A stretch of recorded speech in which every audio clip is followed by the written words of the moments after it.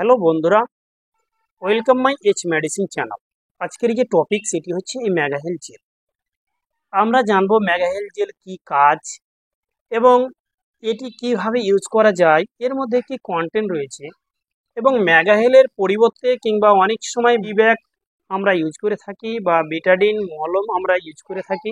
টিব্যাক কিংবা ওই বিটাডিন এর থেকে এই যে মেগাহেল রয়েছে এর মধ্যে কি কন্টেন্টগুলো রয়েছে কিংবা এর মধ্যে যে কন্টেন্ট রয়েছে সেই কন্টেন্টটি অলরেডি আলাদা। তাই আমরা জানবো যে এই কন্টেন্টের মেডিসিনের কতটা বেনিফিট রয়েছে, কতটা রেজাল্ট রয়েছে। আসুন আজকে এই ভিডিওর মধ্যে আমি ডিসকাস করি। তাই সর্বপ্রথম আমাকে জানতে হবে যে এই জেলটিকে কে ম্যানুফ্যাকচার করে থাকে। এটিকে ম্যানুফ্যাকচার করে থাকে এয়ারিস্টো ফার্মাসিউটিক্যাল কোম্পানি। তারপরে আমরা জানবো যে এর মধ্যে কয়টি কন্টেন্ট রয়েছে কিংবা সাল্ট রয়েছে। এর মধ্যে দুটি কন্টেন্ট রয়েছে, যা হচ্ছে অ্যামোরফাস হাইড্রোজেল, ক্লোড্রাল সিলভার। তাই এই দুটির কাজ কি?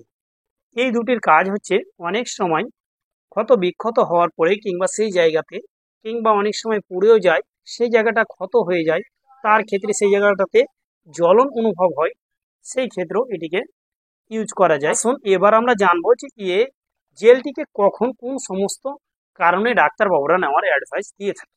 স্কিনের সমস্ত ধরনের স্কিনের কাজ করে থাকে। অনেক সময় স্কিনে এই সার্জারির পরে যে ক্ষত হয়ে যায়, সেই ক্ষত জায়গাটাকে ভালো করে, এছাড়া তার মধ্যে যে স্পট থাকে সেই স্পট জায়গাগুলোকে ভালো করে দেয় কিংবা আগে যে স্কিন রয়েছে স্কিনের সাথে অ্যাডজাস্ট করে দেয়।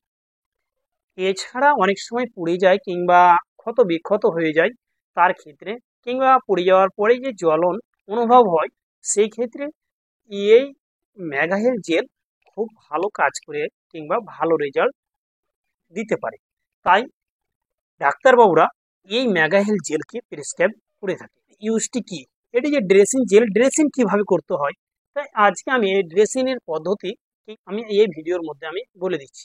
আপনাকে সর্বপ্রথমে যে ক্ষত কিংবা যে জায়গাটা সার্জারি হয়েছে সেই জায়গাটিকে যে ব্যান্ডেজের নরম যে ব্যান্ডেজের এক প্রকার সফট ব্যান্ডেজ রয়েছে, সেই কাপড়গুলো দিয়ে সুন্দরভাবে সেটিকে সাফ করতে হবে।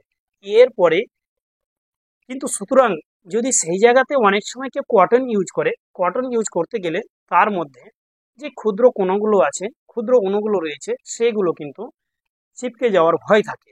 যে একটা সফট ব্যান্ডেজ রয়েছে সাফ করানোর জন্য, সেটি দিয়ে সাফ করা সব থেকে বেটার। তারপরে আপনি এই জেলটিকে নিলেন।